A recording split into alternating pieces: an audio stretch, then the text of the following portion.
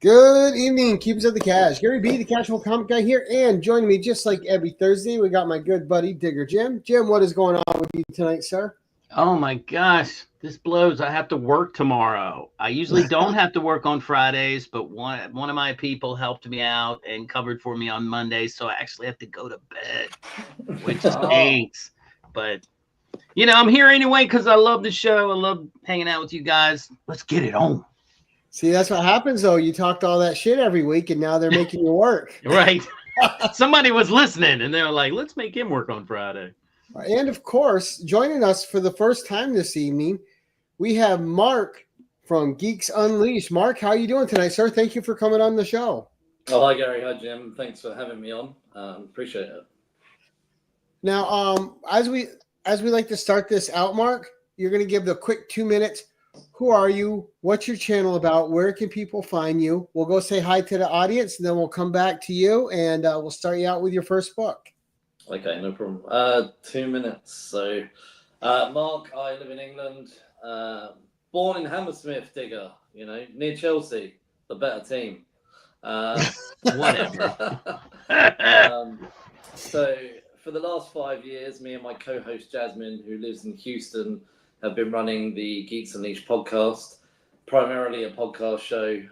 However, the plan is to jump into YouTube in September, as well as we review mostly adapted comic book or gaming content. So what I mean by that is if it was a comic or a video game and it's been turned into a movie or a TV show, that's kind of our bag. And we also head that up with something we call Geek of the Week. So it's like a little thing before we jump into our main event. We have guests on regularly, so hopefully get you guys on at some point. And that's it. Yeah, so we did our 200th episode a couple of weeks ago. We had quite a few people on, including Lynk. And then 2 weeks ago, we had Sheena on for Superman. And this week's episode, I don't know if you know Chet, but he came and did Fantastic Four with us. Nice. Yeah. All right, well, let's give a quick hello to our audience.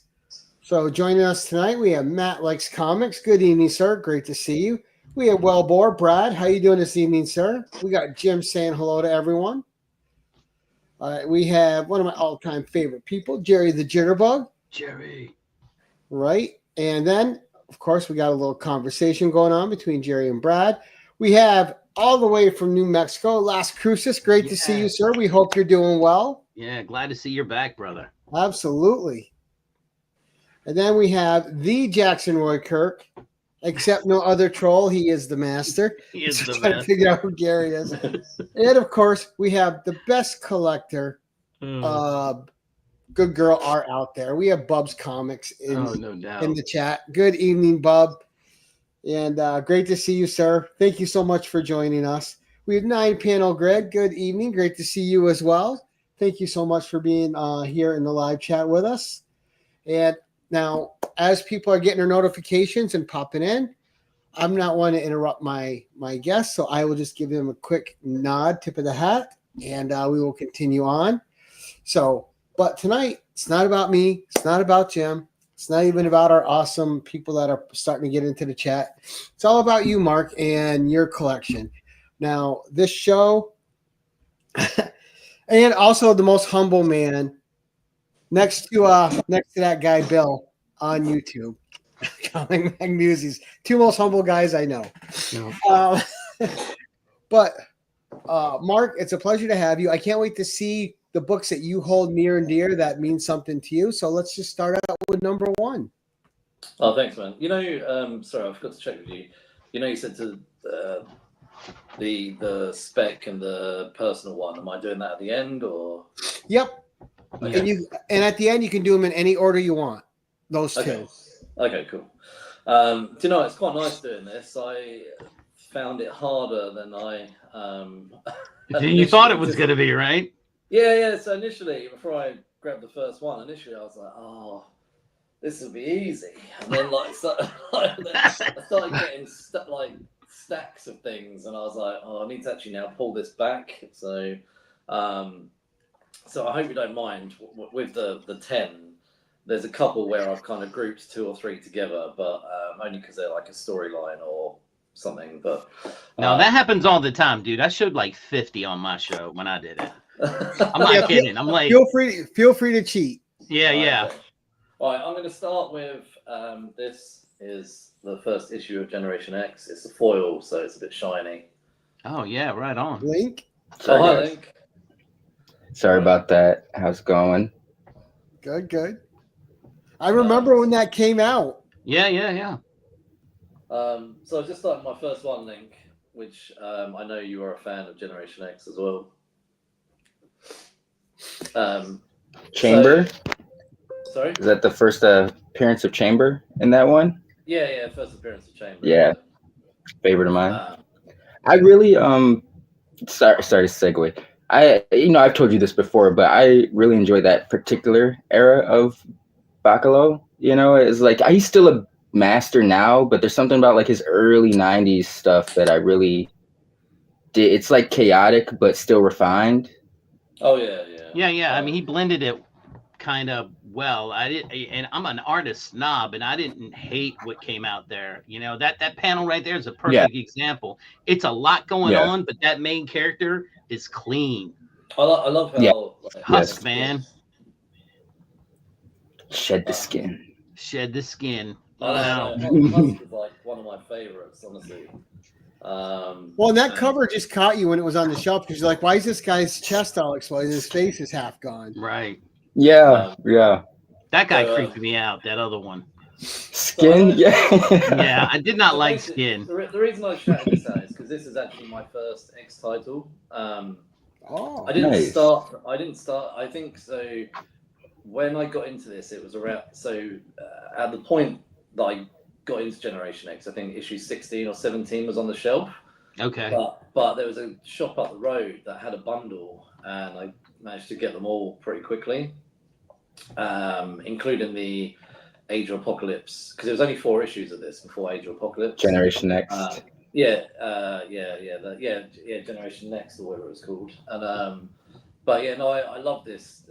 So this is how I got into the X-Men. Was this? I had no idea about X-Men or anything like that. I didn't. I know when I hear other people, they're like, "Oh, I started with the Phoenix Saga or something classic." I had no idea about anything to do with X-Men. I just thought I'd show you, because when I was grabbing this, I thought I'd show you guys these.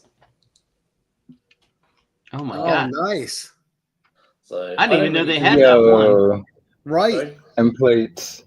Yeah. Because M plate, this was his first appearance too, and this is her and her little Generation X thing. But yeah, I don't really do figures, and as you can tell, I was much younger when that came out. I took them out of the boxes, and the boxes are long gone.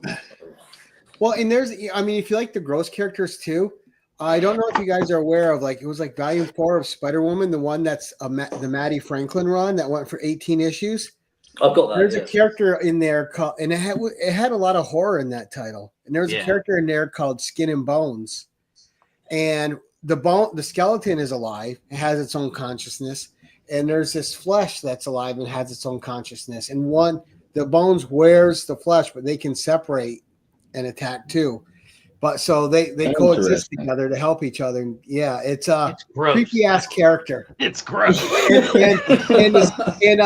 and flesh will they're called flesh and bone, but flesh will come off, and she'll wrap, like, say like they're fighting you, she'll wrap herself around you and try to consume you.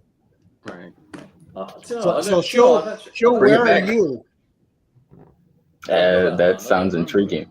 Yeah, it's a great run. Nobody reads it, and it's one of my favorite runs. It's so good.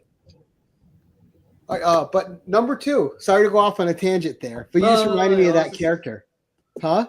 I was just looking it up. Yeah, no, I do you know, because I've got that whole run. I've got that whole run of do you know what? I remember it now.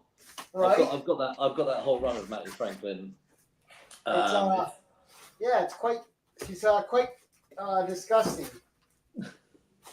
Has he run off to go and grab it? Yeah, because you know what? You triggered him. I want to see it. Yeah. Well, that's how I was getting it. So just don't say anything, Conan. I know. Well, I'll just show you 2 covers, Link. So here's the first one. Like, you see, I'll make myself big a second. But you see Flesh wrapping herself around Maddie, trying to consume her. Oh yeah. Interesting. And in this one, and these are all Bart Sears covers, but and then you see Nice. you see this bones behind her. Did they ever run into like a cloak and dagger or were they like just an evil cloak and dagger setup, or did they need each other to function? No, because one got mad at the other and they split off. So then they came back together because they do, like, one of them, I forgot what it was. I got to read it again. I think one of them kind of kept the other one sane a little bit. Okay. But it's a good dog run. 18 issues, easy to collect. Yeah, I've got it in the issue. garage. I have got it in the garage. It's weird. When I was grabbing my books, for a split second, I considered Matty Franklin, and I was like, no, I won't do Matty Franklin. But anyway. Well, I think me and Freaky Lily are the only two fans of her that I know of. So now it's nice to know a third. Yeah, I mean, I have some of it. Maddie's. Wasn't Maddie the she first came on the scene? She was posing as Spider-Man when Peter threw was done. Okay. She had Spider-Man. Her costume changed like every 2 issues in this run. That's right. It literally did. Like it was just nuts. But it was. I liked the red. They said that though as it was going on that the suit would settle and stuff. She got her powers in the Gathering of 5. Yep. Yeah, because her first appearance was in Amazing Spider-Man 5, like Volume 4 or something, and then where you just saw her shadow, and then she came in with like a cloak or something, so no one really knew who they were. So there's 5 characters came in. Right, she took her father's spot in there. Yeah. Oh, okay. Yeah. All right. So number 2, sir. For number 2, I've grabbed 4 issue 1s of a now defunct comic book company called Dreamwave. Ooh, you guys remember Dreamwave? I'm not going to obviously go through them all, but I mainly wanted to I was shouting out Transformers. Oh, nice. But the reason was I wanted to shout out this particular issue, Dark Minds. I'll open it and show you in a minute. Oh, that's a cool cover too. Yeah. But I was telling Link, I was on the phone to Link earlier, and I was telling him about this. I'm going to turn off that light. Hold on a second. No. Yeah, that should work. Is that all right? Can you see it? Okay. Yeah, that's better. Okay. So this was a series called Fate of the Blade that came out that never got finished, which was annoying. It was amazing. But this issue of Dark Minds was when I first started getting into independent stuff. So hold on. Now I like that one. Every time I hit a comment, you keep doing it. We're playing with stuff. I'm not. I'm just trying to highlight a comment. I don't know what is going on with StreamYard. No more highlighting. So this is Dark Minds, and it still is reflected off the cover. It's all right. It's just there you go. That's great. But look, man, that almost looks like Michael Turner art, sort of. But no, it's should be Pat Lee. What is it? Pat Lee. Yeah, Pat Lee.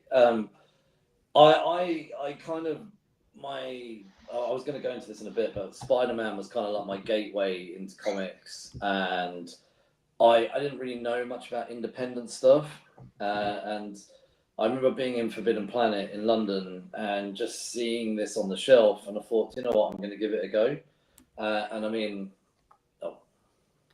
no, StreamYard just keeps switching me. I don't know why. I'm sorry, Dan. I mean, Mark, I apologize. Sorry. That's crazy. What, I like it. Or the other. So. Yeah, that art's amazing in there. Yeah. Was that Pat Lee's first book, or did he make his appearance on Transformers or something like that? I think this was the first book, but then Transformers came out. Okay. Not long after. Well, that dude's not having a good day at all. Right. That looks like a great horror book. Yeah. So it's very sort of Ghost in the Shell. This. Okay. Oh, I was getting vibes of that. Yeah. So. Oh wow! How gorgeous is Ooh. that?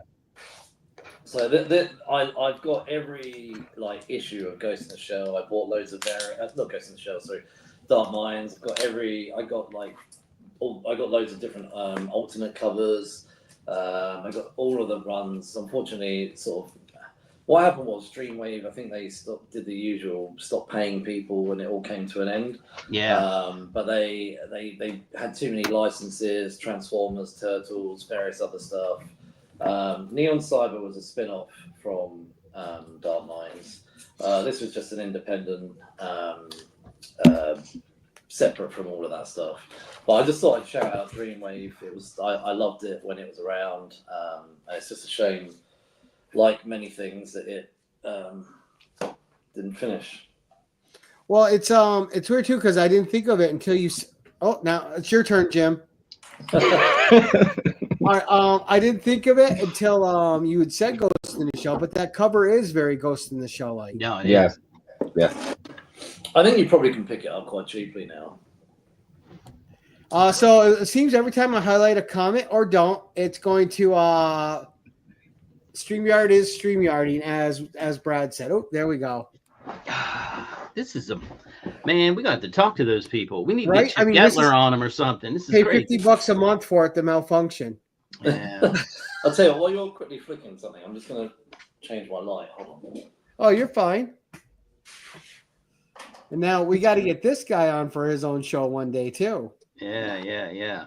It's in the making. I'm trying to cover. It's a big bunch of messes of boxes. I just moved in recently. I'm still unpacking, so and once I get settled in and I'm able to find my books, I'm here for it. Oh, John just told me to fix that, Gary. You need to go back to where everyone's the same size and then move more. All right. Nice. So obviously John had to put up with this. Yeah. All right. I'm not the only one. All right. Let's see if it switches. Perfect. John. Thank you, man. I will never let Jim talk shit about you again. Mhm. Good evening. Okay, you guys ready? Yes, sir. Sure. So cool book so far, man. Yeah. Let's see number 3. Yeah. Fable. Okay. Fables. Nice. See, I never read that, but I heard it was really good. Oh, this is brilliant. Hold on, let me.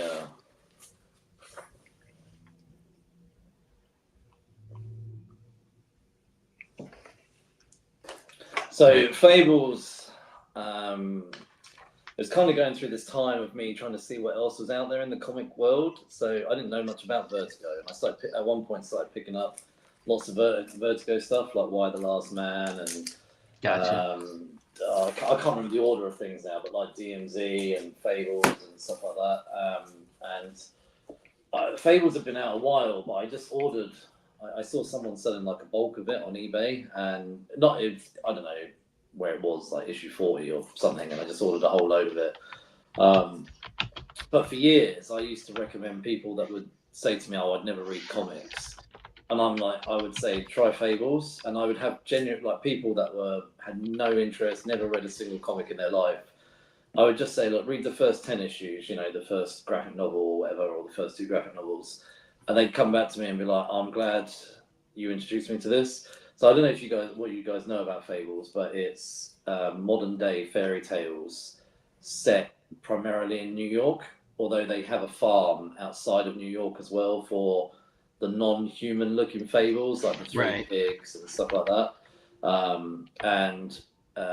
The big bad wolf is kind of the detective or the sheriff of what they call Fabletown. And it's great how Bixby's his name, right? Bixby Wolf, yeah. So what the scenario is, they've all escaped from the Fable lands essentially and come to the real world. Not all of them, but those that could escape from an arch nemesis who is revealed around issue 75, I think. Yeah, I honestly would recommend this if no one's read it. I think the initial run went up to 150, but then Bill Willingham went back and did another 10 issues, and he even did a crossover with Big B and Batman, like a separate thing. So. And did you know that Big B also had a video game in the Telltale series? That was I played that. It was a great That one story. I'm familiar. Yeah. I think that I supposedly they're still making a sequel to that. Cross the fingers. They also adapted that video game into a comic book as well. Oh, did they really? Yeah. Like I think I gotta track that down. I think that went on for like 18 issues or something. Okay, so this is a kind of a pile. Sure. When I first went into the comic book shop, it was around 94, 95, something like that. And what was going on around that time was quite a few things, and they're in here. There was the Clone Saga, there was the build up to Onslaught, there was Marvel versus DC, but these are my X-Men Onslaught issues. I kind of just wanted to shout these out. This is like this is literally my first jumping into an X title. I had no idea. I hadn't read that build up. I hadn't read that build up of Magneto having his mind wiped 2 years previously by Charles Xavier or anything like that. I just recently started watching the X-Men animated series, so it's kind of like in the animated series was very closely linked to these 90s titles, and they were going about the X-Men traitor and that. So it was cool that in the comics we were getting the reveal of who the X-Men traitor was. Yeah, I loved all of these books. So I didn't stick with X-Men continuously. I kind of dipped in and out of it up until an issue, which I'll show you guys in a bit. But yeah, this I'll just quickly open this first one because I won't open them all. But I thought this was like a really exciting time for me, just getting into comics, where it led to the Heroes Reborn stuff and all that kind of thing. So. Do you have issue 335 is like one of my favorite. I read that issue so many times as a kid. It's got like the whole team on it. And I believe it was like a team up, like the Avengers made an appearance. I think everyone knows that the best X-Men issue ever and the true starting point is 130, the first appearance of Dazzler. Yeah, sure. Forget that giant size garbage. What did that do? No. But yeah, anyway, I so you just mentioned about 335. Because having just got into comics, one of the things I loved was how the Quinjet landed at the mansion, and I didn't know anything about really how comics worked, how crossovers worked, and I thought that it was cool. Hold on, let me see if I can. So what actually got you to try comics, Mark? Hold on, I'll answer that. Hold on. I didn't even know anything about like the Watcher. The Watcher. Oh wow, yeah. Because obviously this is a huge thing, the whole Onslaught saga. Here it is. Here you're referring to. Like here's the Quinjet. Yeah. Yep. Like landing. Okay, so I was 14. Well, this is when I got into comics, but I had read comics previously. So my mum and dad used to read Superman, Lois Lane, Green Lantern, Silver Surfer as kids. But my grandparents, their parents, threw all of those comics away. Oh man! So can you imagine? I wouldn't be living here right now. Anyway. But when we used to get, so my parents have got a caravan down the coast, like one of those static ones, and my dad's always been self-employed, so he would never go abroad, or very rarely as kids. And there was a local shop used to sell comics, and he'd grab a lot of Superman comics, they'd sell them on the shelf, and I'd read those random ones. And you know, recently when James Gunn said about how he got into comics was just picking up some random issue, 332 or whatever it was. And I remember like my dad would just come back with these random comics and I'd just read them. So I had an interest, but I didn't really know how comics worked. I didn't know comic book shops were even a thing. I just so where he bought them from was like a grocery shop, you know, like sold bread and everything like that, and he just bought them with the, you know, the paper and stuff. But yeah, so fast forward, and that was all probably around the age of 10, 11, something like that. And then around 14, I was I was in what we call year 10, which is year 10 to year 10 and 11 are ages 14 to 16 over here, and that's where we're doing like our what we call our GCSEs, so our exams before we go to college. And there's certain GCSEs you have to do, like English and science and all that. And one of them, there's a few that are optional. And one of the ones I chose was art, because I used to love drawing, and it's a shame I didn't keep it up. So I personally thought I was quite good at it. I was sitting next to this guy called Liam, and one of our projects that we were given was something around fantasy. And he goes to me, "Oh, I'm going to go to the comic book shop at the weekend." And I went, "Comic book shop? Like, what?" And he just then started explaining to me that there are things called comic book shops. And he used to go to this comic book shop called Universal Comics. Unfortunately, it's gone. It's a block of flats now. But it was in a place called Staines. I don't know if you guys in America are familiar with Staines. However, do you guys know Ali G? Nope. Well, I don't anyway. You don't know the character of Ali G? Oh yeah, Ali G. Oh, Ali G. Yes. Yeah, Ali G. I thought you were talking about another kind of store. Sorry. No. So did I. Yeah. No, I know Ali G. Yeah. We know Ali G. Darren Cohen. Okay. Yeah. Yes. Yeah. But the character of Ali G used to. They used to film Ali G in Staines. Okay. I used to walk around and sit. Like I'd see him regularly in Staines High Street filming. It used to be hilarious. So anyway, that's where I first started going to comics. Comic book shop was in Universal Comics in Staines. So that's where I started. And I started because of this guy, Liam. And it's really weird. I'll be honest, this is kind of a weird scenario. He introduced me to comics, but then he didn't like me to buy any comics that he was buying. He was a weird gatekeeper. Like, you weren't allowed to enjoy the same stories he was enjoying. Yeah. He did. So, for instance, like he started picking up a couple of issues of Wildcats from Wildstorm, and I did. And he went, "I hope you're not buying the same comics as me." I'm like, they're not all your comics. Right. Yeah. He was very strange. We didn't keep in touch after school, so after school. Right. But yeah, it was a weird. Thanks to him, I got into it, but he was also a strange cat. So but that's how I got into it. And but then I didn't continue to go to Universal Comics because, like I say, they shut down. But then from 16 onwards, I used to get on the train and go up to London and go to a comic book shop called The Mighty World of Comicana. And there was a guy called Alex. Me and him got on really well, and I went there for probably like 20 years after that. So, nice. Yeah. Unfortunately, that now is closed too. But I now do my comics just on mail order. So you're saying that any place you buy comics closes after closes down. No, well, that's not a good track record. It took a while with Mighty World of Comicana. It took 20 years to close it up. But no, I think, do you know what it is? It's just like retail prices.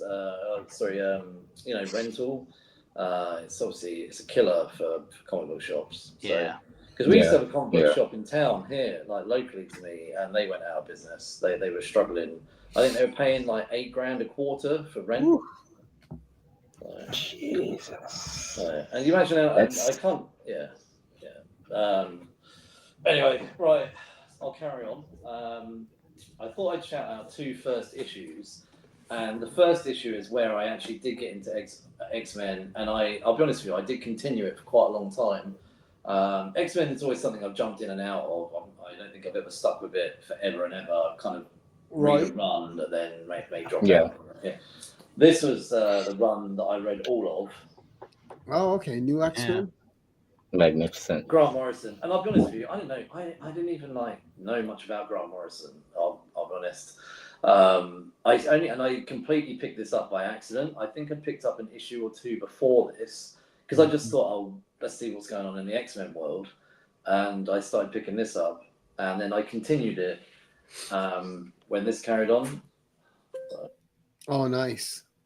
yeah. Still, Everybody both knows that cover. absolute legendary.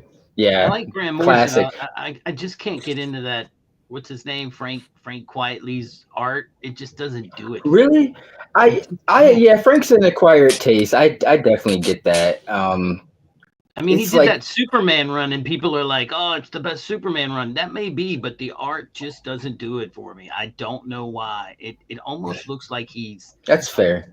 I don't know. It's hard to. I just couldn't get into it.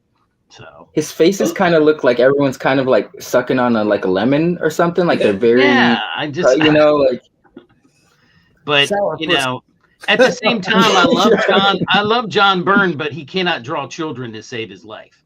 I mean, so I love about when you go back to these comics, like the ads. The ads. Yeah. Oh yeah. It's weird to me that Chuck Austin was an illustrator and Bendis was a writer of together on Elektra. Yeah.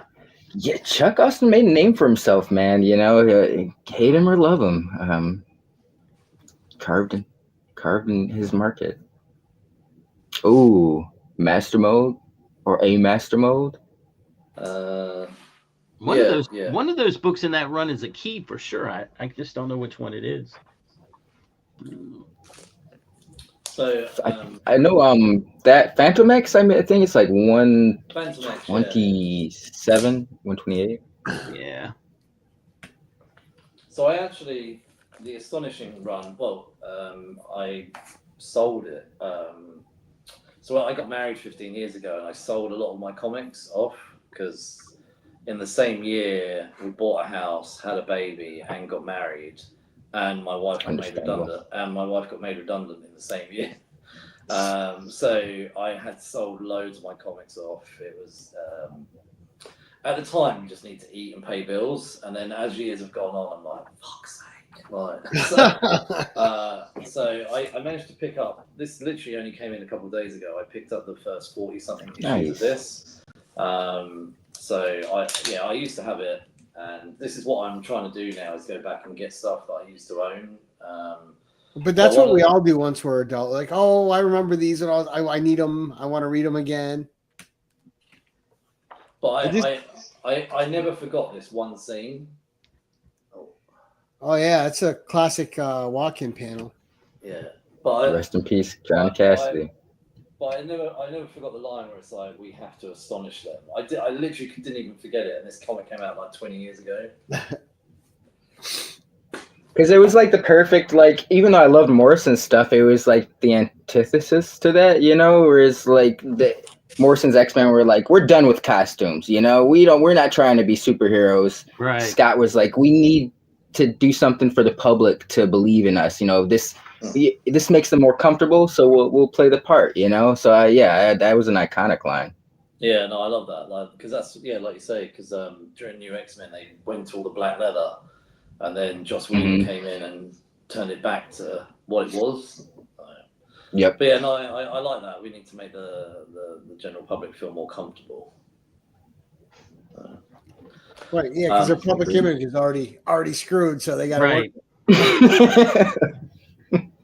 So to go back to that guy Liam I was telling you about. So when he told me about comic book shops, and I was watching the Spider-Man animated series, and I used to watch. There was a Spider-Man live-action TV series that came out years before with Nicholas Hammond. Sorry. With Nicholas Hammond as Peter Parker and Spider-Man. Yeah, I think so. Yeah, he had the big block. Things. Yeah. Web shooters. Yeah. Yeah, the web shoot. Yeah. So those were my only real knowledge of Spider-Man. but sorry, no, and Amazing Friends as well. I watched all of that with Iceman and stuff. So when we left our art class, we were both walking to another class together, and he starts telling me all about the Clone Saga, and I was like, what? He was like, Peter Parker's a clone, and he was cloned years ago, and the Peter Parker that we all know isn't real, it's actually this other guy, Ben Reilly, and I was just like, this sounds nuts. And I was like, at 14, I remember being really like thinking this was like huge. It would blow my mind. And so this is when I got into Spider-Man. Nice. This is basically my first real story of Spider-Man. See, and usually the Clone Saga chases people out of comics. Yeah, a lot of the Spider-Man purists can't stand that run. I don't have a problem with it, but I'm not a purist either. I don't. And that one cover you were just showing is a classic too, with the Lady Doc Ock. Mm-hmm. Oh yeah. Now, are you a big Ben Reilly fan, Mark? Yeah, oh yeah, Ben Reilly. I love Ben Reilly. I'm not happy with where he is right now, but Ben Reilly is Same. One of my favorite. Oh, the Catalyst or whatever. I won't even read it. I'm not reading it. Right. I'm not reading it. Ben Reilly's Spider-Man costume, it's 90s as hell. Not the Scarlet, but his actual Spider-Man costume. But I love it, man. You know, I used to be like, why are his web shooters on the outside? You know, because Peter Parker always had him on like the inside. But I grew to love it, and that's like one of my favorite costumes. Honestly, like this. So this was the send-off for Peter and Mary Jane, and the mantle, and it's kind of been handed over to Ben Reilly. Oh, is that the issue where they do the handoff? Yeah. This is the. Nice. This is the final issue. So like on the back here is all of Peter's kind of thing. Yeah, his milestones. Yeah. Right. Yeah. His family. Yeah. All the Rogues Gallery. Everything. I don't know. I'll show you. And that's how I always picture Aunt May, the way her face. So you can see Peter's walking off. He's struggling. New man. Stuff. Right, he's gonna go have a life. So they leave New York. Like the both of them leave New York because Mary Jane's pregnant. This is an advert here for where the Scarlet Spider joins the New Warriors. So after this, there was, I think it was for 4 months, they replaced all the Spider titles with Scarlet Spider books, and then they swung it back to bringing back Spider-Man, but they started it with a comic called Sensational Spider-Man, with a sort of a holographic cover, which I have actually. I haven't got it here, but it's in the garage, in which then Ben Reilly then becomes Spider-Man. But yeah, like you guys said, the sales were just going down and down, and they had to bring him back. Now, I like Ben Reilly. I don't like that they're making him a heel. I don't like the heel turn. That's, but I remember because I was a big Spider-Man reader back then, and when they said Peter Parker was a clone, I was like, that's it, I'm done. I'm like, you can't say that someone that has been here for all these years was never real. I'm like, that's just disrespecting anyone who's ever bought a book. Well, it's like when they did Cap as a Hydra agent. Come on. Right. But you knew they were going to change it back. I'm just like, but, it's like them always breaking him and MJ up. It's like, no, I mean, it's not edgy. It's not new. All you do is piss off your readership. Peter is better with MJ. MJ needs to be the one stable thing in his life that he can always go to, and the support's there, and she's got his back. Right. That MJ relationship is so important to that character for me. I agree. Yeah, I was speaking to Brandon as well. I personally think they should put the marriage back together. It's editorial, don't want it, but all the fans do, which I just don't get. Right.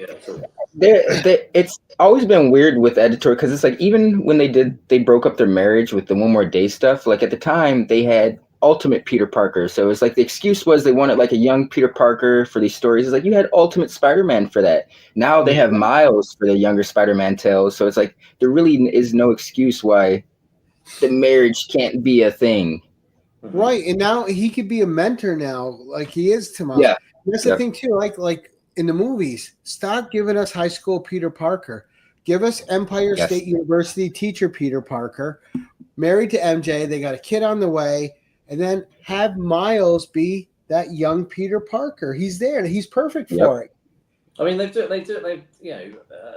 Bruce and Clark Kent have now got kids, and it hasn't affected their books or anything like that. So exactly, because I want them to go even further and go and get Mary Jane's kid that got made to disappear and got put on a boat and in the middle of the night. So I personally think they should really undo it. They will at some point. What do I know? Right? Yeah, what do the people that just buy their books know? No, they don't know anything. I just buy their books. So. Right, when I got into comics, it was mainly Marvel. I was just all there with Marvel. But every now and again, something would catch my eye, and I would go over to DC, or not initially, no indie stuff, but I would go over to DC occasionally. And this was one of the first sort of books. Oh man, yeah. So, All right, Mark. unfortunately, it's not in the condition I would like it to be. I know these things. It's okay. 50 or 60 quid or something. Well, Still, this show's not glorious about book. condition, and it's about love of books. Yeah. No, in the most part, it is all right. But there's a scratch on the front cover. So I love Cassandra Cain. She's literally one of my favorites. hell yeah. Yeah. I whilst a lot of people do the talking in here, there she is saving Gordon's life. Gordon's life. Yeah, and there's just so much. I always thought. Yeah, I always dug that about her. Is like what was the reason was like instead of like filling her head with like verbal language, it was like used for like killing methods or something like that, which I thought was just super dope. It was how she was raised and everything. I mean, I think that's like she used sign though. I think with Bruce some, but yeah. This is her first word here. Stop, and then her father says like you can speak, and because they've been trying to teach her throughout the issue. But yeah, it's a great introduction to Cassandra Cain. I still do love Cassandra Cain, and it's great seeing her development. I don't know if you guys have read James Tinian's Detective Comics run. Hell yeah! She had a massive part in that. It's kind of like Team Batman. Yeah, she's great at that. So, but yeah, anyway, first appearance of Cassandra Cain. And I kind of over the years would jump into sort of Batman-y type events or grab random books like Robin or whatever, and yeah, so this is one of them. Great book. Yeah, great. And here's another first appearance, and I randomly got into Superboy. Oh boy. Oh, yeah, King Shark, yeah. Yeah, this issue is not in good condition, but I think it's because I kind of read it to death and had it laying around. But the opening pages to this are hilarious. Can you see his goggles on his face? Right. It's such a weird costume for a Superman, right? Like, why does he need goggles? No, but the goggles give him so he doesn't naturally have the ability to do X-ray vision like Clark Kent. So these goggles give him X-ray vision, and there's a great moment in the beginning where he's X-raying a lot of people on the beach. So Kirby Superboy. Yeah, well, he's a teenager. I mean, he's not a. Hold on. Yeah, here it is. Here, and he's getting told off for using his X-ray vision. And he goes, I've got to keep my eye out. And then he goes, no concealed weapons on this beach. Job well done. And then she says, yeah, but I know you've got a wandering eye. I read good chunks of Superboy back then. I think I stuck with it for quite a while. And I read they launched a spin-off book as well called Superboy and the Ravers, which I also read. Superboy's got a fan following. Check that out. Sure.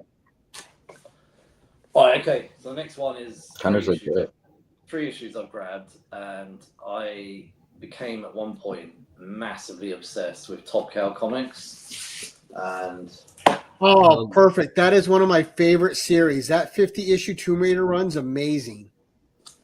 Banger. So I love this Tomb Raider run. Oh, it's so good. They got it just right. Well, it was strong in the beginning.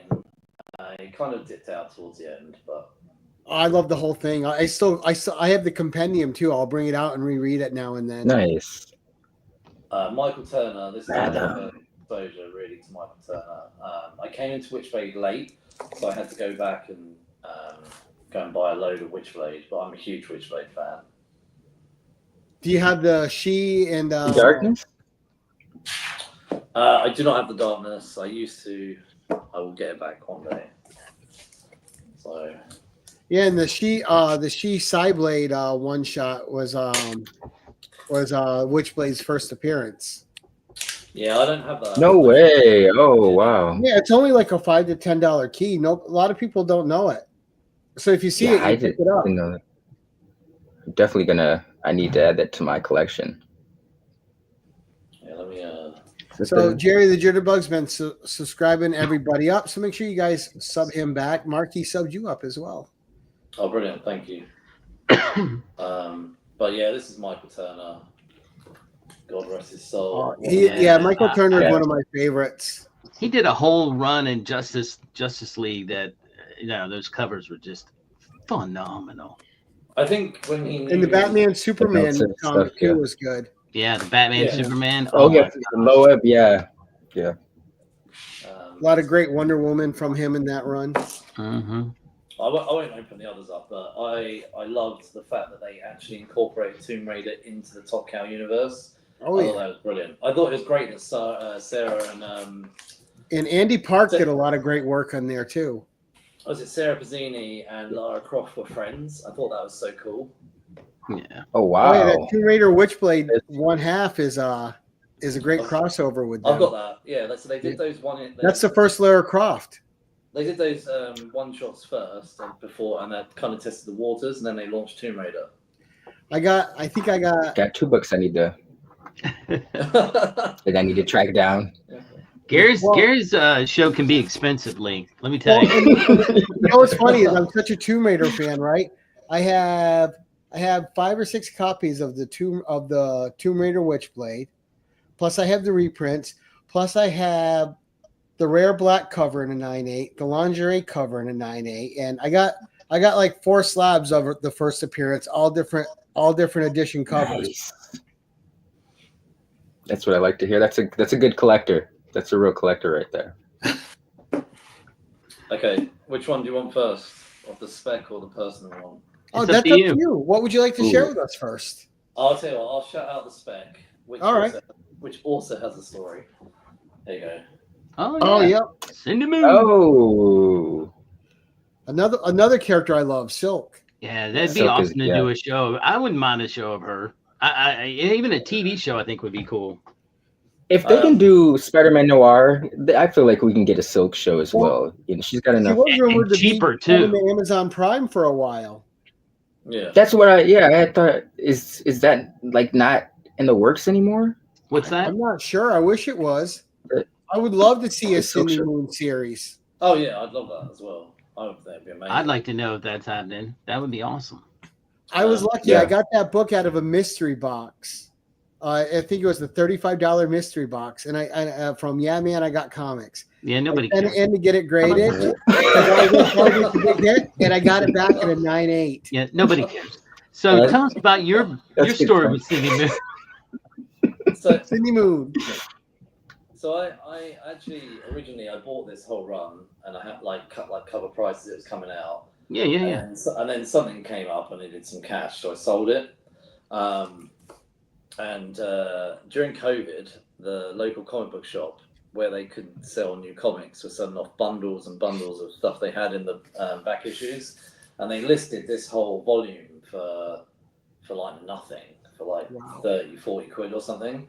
So I bought this whole run, which included this first appearance. Sure. And it even makes me laugh that they have 25 quid on there, and I got the whole run. Well, you know what's like funny? 30. Too, if you're a fan of that character, right now is the best time to buy that book because now it's dirt cheap and it's going to pop again. As soon as they announce it, it'll be a top book again. But that book is dirt cheap again right now to get. Right.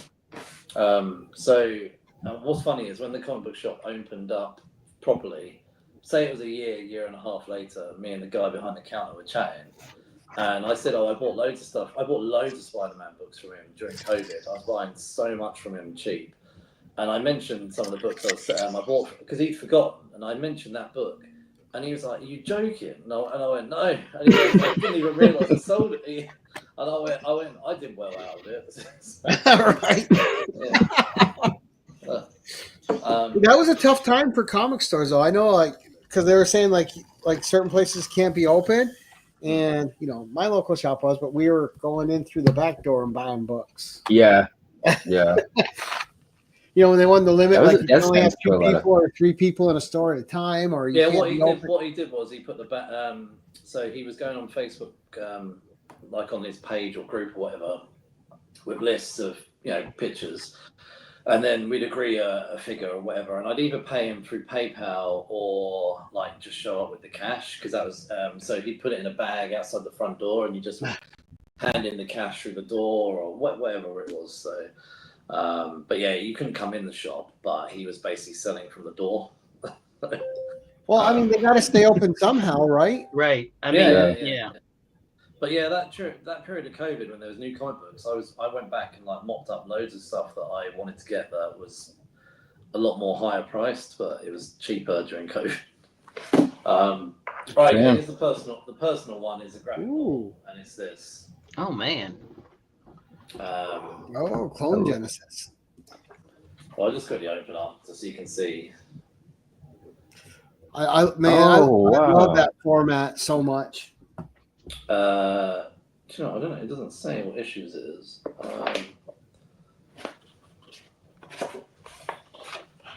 Here we go. It reprints Amazing Spider-Man issue 141 to 151, including Giant-Sized Spider-Man 5.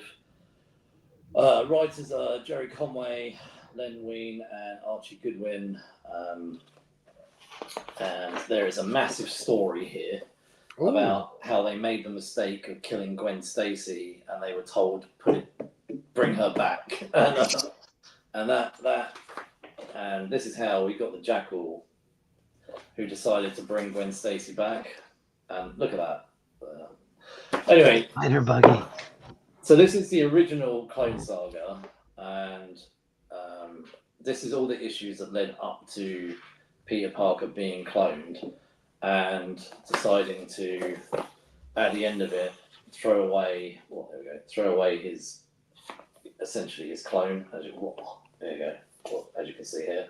Well, and I think it was in Mexico, or it was I may be wrong, but there was some place in the world that kept making Spider-Man comics where Gwen Stacy didn't die. They kept her alive and going. Oh, did that? No, I don't know. Yeah. But you could look it up. But the one place they didn't kill her. So there's a whole line of Spider-Man books where Gwen Stacy lives and she's still with Peter Parker. Oh wow! I'll look that up. I assume they didn't keep that. I assume they didn't keep that going. I assume that went on for a period of time and then. Yeah, I wish I could remember where it was, because I know somebody that had some of them. Okay, I'll have a look after this. So this graphic novel, the reason I wanted to shout out as a personal thing, this is my first ever graphic novel, like literally first one. Nice. I was 14 years old. My mum bought it for me. And like I say, the Clone Saga was kicking off, as I mentioned. And this guy in the comic book shop mentions, like, did you not know about the original Clone Saga from, when they first cloned him? I was like, look, I don't know really that much about comics. And he just said, like, have this or whatever. And, he didn't say have it. He sold it to us. I think this was like a second-hand copy or something. And, my mum says, oh, okay, that'll keep him busy for like a week. We got home and I read it that night. So, and my mum was like, oh, okay. I don't think she realised, because I'd not been reading comics that long, maybe a few weeks. I don't think she realised how much I was enjoying comics. And, but yeah, no, I loved this whole thing. I love the panel structure back then with those particular stories too. It was so good. Right. There we go. Like I just remember this whole thing where he's having like a little breakdown because there's like a Gwen Stacy. It's like here. Right there, yeah. Some shit. But yeah, no, I would never get rid of this. Like I say, my mum bought it for me first ever. Clone Genesis. And whilst it's not in the best of condition, this is something I would keep. I've occasionally got rid of the odd graphic novel over the years I'm not that bored about, but this one I wouldn't get rid of. Right, it's got a special connection for me. Yeah. Now, Mark, I want to show you this. So when you do your search, it was Mexican. All right, and they vetoed Gwen Stacy dying, and for years and Wow. years, they kept it going with Gwen Stacy alive and him marrying her, not MJ. Oh wow. So a little Spider-Man history for you.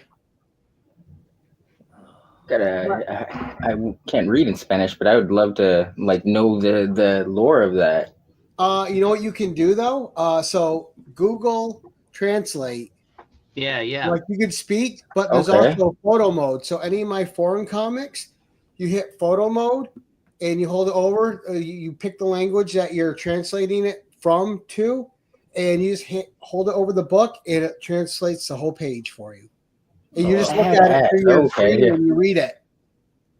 I wonder. I'm gonna do that then. Yeah. I wonder if there's like English reprints out there or like a collected thing. I've never seen them, but it's cool, right? Yeah. Yeah. Cool. Yeah. It's so weird to me that they. That's something new. I didn't know. I will look into that. Gave the fans what they wanted. Yeah. Right. Yeah. They did not want Gwen to die, so she did not. Mexican said, no, we're not going that route. Yeah. You want us to buy your trashy Spider-Man book? Here's what's got to happen. Right. We're going to go this way and make more money. That's cool, actually, because I haven't been reading the Gwenpool book, but apparently they brought her back. I don't think anyone's reading that because my LCS said it's doing terrible. Yeah, for them at least. That. Like it doesn't. It just sits on the shelf. Nobody buys it. I'm sure it's hot somewhere, but you would think like Gwen Stacy. I think she became so popular as Spider Gwen from the alternate universe that nobody wants the original back. They just want Spider Gwen. Yeah. Because they've done brilliantly with that character. Yeah. She's definitely one of the major. It's weird too. I think with other characters in a situation like hers, it could easily work against. Like, if sure in the alternate reality somewhere, like Spider Gwen didn't really pop off because people are like, oh, that's kind of a cheap way to bring her back. But I don't know. Gwen is definitely, Spider Gwen's been a hit. You know, I actually really love. She got a unique world, so I think that adds.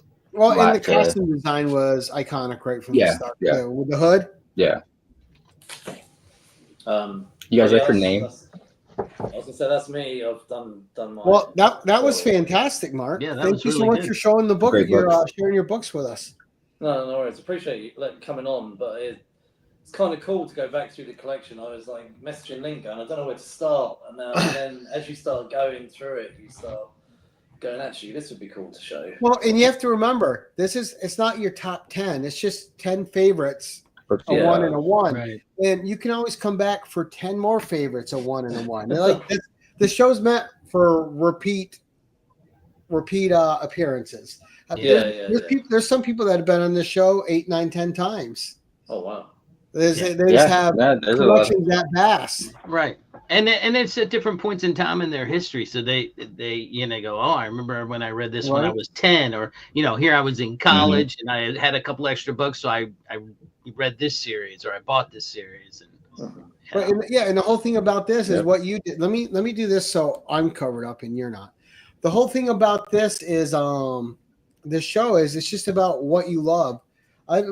You could show all 5-cent books that are only worth a nickel. It doesn't matter if you love them and the story's there for you. That's what matters. It's not about the value of the book monetarily. It's about the personal value, because that's what interests me. I will pick out dollar bin books all day for stories I love and reread those books over and over and over again. Some of those keys that are worth so much money, they got some of the worst stories in them. You're like, I can't believe this is the character disappearing. Right. The story is garbage. Right. I mean, I picked up a Flash, not really key, but I found it at an antique store, and it was a Flash issue where Wally West, when he became the Flash, it was like he was in the original Flash costume. This is the book where his costume goes to that yellow and red, and it's such a bad story. It's like they fight these aliens and they shoot a ray at the Flash, or no, they shoot a ray at someone, and whatever they're thinking at the time, it happens. So they shoot the ray at the Flash, and evidently Flash was thinking that Wally West needed a new costume, and that's how they made it. I was like, this is so bad. When I'm getting a death ray shot at me, that's what I would think of. Yeah, this would really exactly. be better in yellow. Yeah. So, and but I don't know. It's a cool cover, but it was the dumbest story. If only I had ate more tacos. Right. It reminded me of like when Ghostbusters like don't think of anything, and they think of the Stay Puft Marshmallow Man. Yeah. Clear your mind. I couldn't help it. During October, during Halloween, they're doing a re-release of the original Ghostbusters at my local cinema. Oh, nice. No, they're doing a few. They're doing the first Scream, The Thing, They Live, or I think it's They Live. They're doing a bunch of them. They're doing the first Halloween. Who's John Carpenter? Yeah, don't start. So you may not know this, Mark, but I'm a huge John Carpenter guy. Like the Thing, John Carpenter's The Thing is my all-time favorite movie. It's a movie, and you're not going to believe me when I tell you, but it's the truth. I still watch it like 3 to 5 times a week, every week. I love that movie. It is wrong with that film. I will go to sleep with it on. I love that movie. It is. He has a little obsession with Kurt Russell. That's all. He just doesn't. Wilford Brimley, dude. Wilford Brimley, yeah, my bad. He's got diabetes, right? Oh my god. Yeah. But no, I'm a huge John Carpenter fan. And I love They Live. That's also a great movie. I watch that one at least once a month. Yeah, I haven't seen that. I haven't seen The Thing either. I just thought to myself, because tomorrow night I'm going to see Jaws at the cinema, the 50th anniversary. Oh, nice. Nice. I'm going to go and see the 3D version at 5 o'clock tomorrow. I know you lot are going to shoot me, but I've never seen it. You've never seen The Thing? No, Jaws. Jaws. You got to watch it and experience it for the first time. You will love it, Mark. It's really that good. So when I say I've never seen it, I've seen bits of it here and there, because it's always on the TV, and I always catch a random bit. No, you got to watch it you got to watch it uncensored. But I've never put it on and watched it from start to finish. I've come in halfway through or whatever. So I saw that they're doing a re-release this weekend for the 50th anniversary, and I saw they're doing a 3D version at 5 o'clock. And my 11-year-old wants to come. I'm like, you sure you want to come? It's like, yeah. I went, all right. So yeah, we're gonna go see it tomorrow. Now, Prince of Darkness from him is another good one. An odd movie, but I love that movie.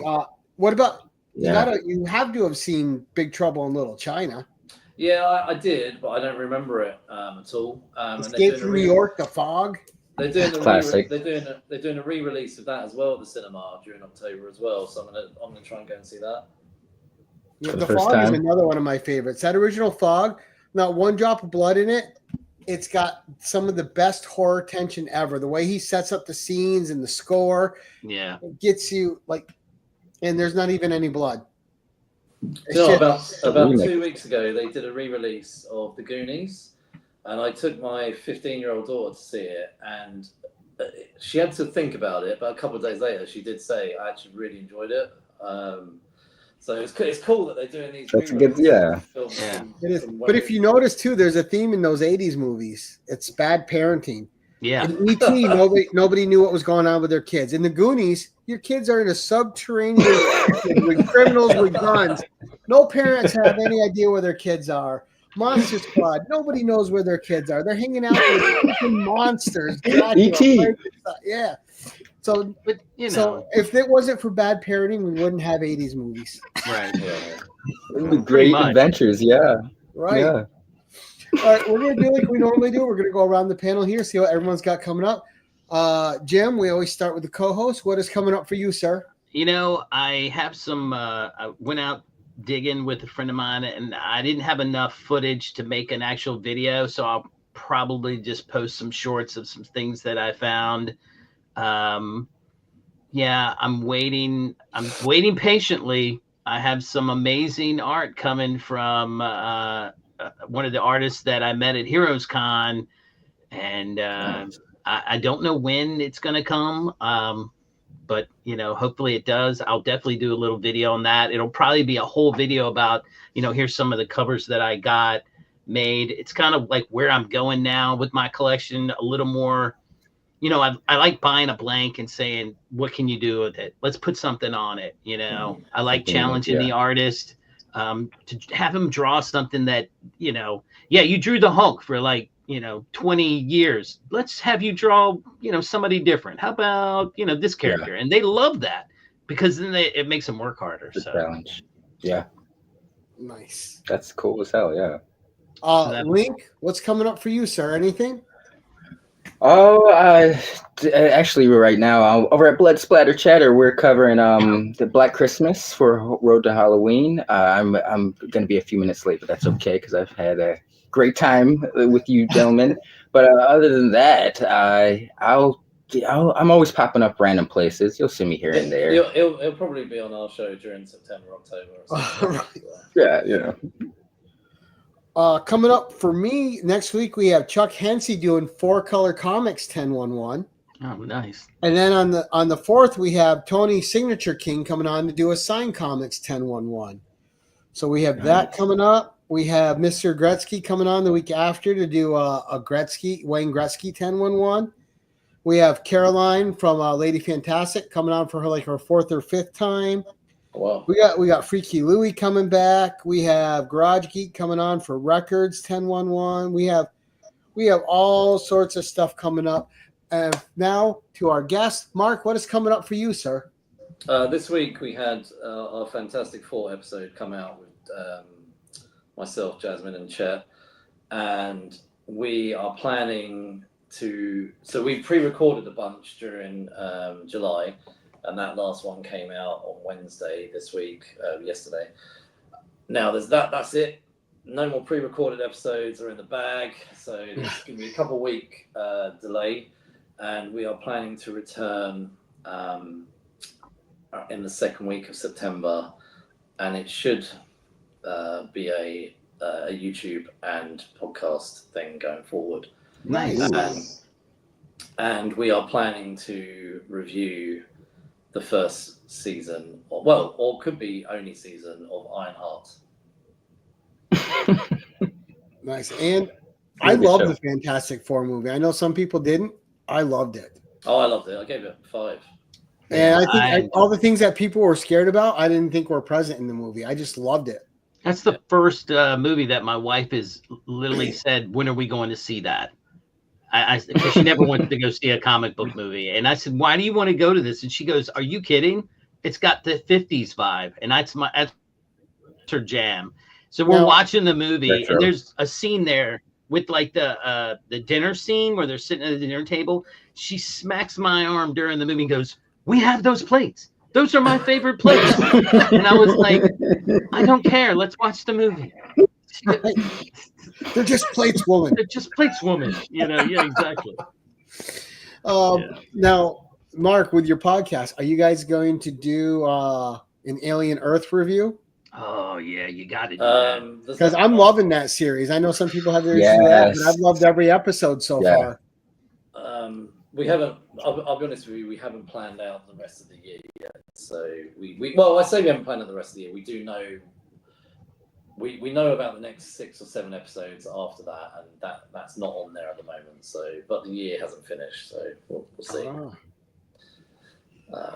Squeeze that in, and just make it like an Alien Predator franchise review for this year, because Predators had that great animated movie. They've got the live action movie coming out. Movie was really good. Yeah, it was. Killers. Yeah, that was one of my favorite movies this year. Yeah. Plus the new movie's coming out. I haven't seen that. Live action. Oh yeah. I haven't seen that. Looks badass. Yeah, I was gonna say I haven't seen the Predator one, but and I've only seen the first episode of Alien Earth, only because I've been away, so I haven't had time to watch it. But I'd like to. So, and I would like to also cover Peacemaker season 2 this year as well. Yeah. I gotta watch that new episode tonight before I go to sleep. Same. It's released every Thursday. See, Alien Earth every Tuesday. Peacemaker every Thursday. Yeah. Well, But Oh my God. as we like to do, first of all, I want to thank my co-host Digger Jim for always being here. Jim, thank you so much. Right I on, want to sir. thank Lynk for joining us tonight. It's great to have you on the show, buddy, and great to talk with you and My hang honor. out. And of course, there's no show without a great guest. Mark, thank you for being a great guest and coming on and sharing your love and passion of your books with us. We certainly appreciate it. And it was a pleasure to have you. Hopefully you'll come back in the future. Yeah, no problem. And- I'd love to. Oh, don't worry, you'll be invited. And of And course, I was just saying we'll get Link on at some point as well to do his. oh yeah, Yeah, definitely. Yeah. When he's settled in and unpacked. So. exactly. But we'll get him on. And then, of Yeah. course, thank you to the live audience that was watching us tonight. We appreciate you guys being here. For those of you catching us on the rewind, the links for all these fine people are in the description below. I made it easy. You just go in the description, click on their link. You might find your new favorite content creator. Go and follow them and just have a blast, explore their content and see what they're all about. And as we like to end these things, we're going to say thank you so much for watching. And as always, keep it casual.